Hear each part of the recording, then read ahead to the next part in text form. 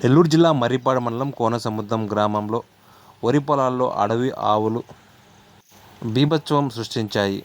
చేతికొచ్చిన 15 ఎకరాల వరి పంటను అడవి ఆవులు నాశనం చేయడంతో రైతులు తీవ్రంగా నష్టపోయారు. లక్షల రూపాయలు అప్పు చేసి వరి పంట సాగు చేశామని రైతులు లబోదిబోమంటున్నారు. ప్రభుత్వమే తమను ఆదుకోవాలని వరి రైతులు వేడుకుంటున్నారు. మాది మర్రిపాడు మండలం కోనసముద్రం గ్రామము. ఇంక 2 రోజుల్లో మేము ఉరుగొయ్యాలనుకుంటున్నాము. మాకు ఈ ఇటీవల ఎప్పుడూ కూడా అడవి అనేవి మాకు తెలియదు. కానీ ఒక్క రాత్రిలో వచ్చేసి మాకు బాగా నష్టం చేసిపోయినాయి. దగ్గర దగ్గర నా ఒక్కడినైతే 6 ఎకరాలు వేసున్నాను. కౌలుకు తీసుకొని కానీ ఏదో ఒక రూపాన కానీ 6 ఎకరాల్లో కనీసం నేను ఒక్క అర్ధ ఎకరం కూడా కోసేదానికి లేకుండా అయిపోయింది. మొత్తం తొక్కేసినాయి. ఇలా నాతో పాటు ఇంకా 10 ఎకరాల దాకా నష్టం చేసినాయి రైతులకి. ఏదన్నా ప్రభుత్వం తరఫున ఏదన్నా మీరు ఏదన్నా సాయం చేయాలని మొత్తం పెద్దలందరినీ కూడా నేను కోరుకుంటున్నాను.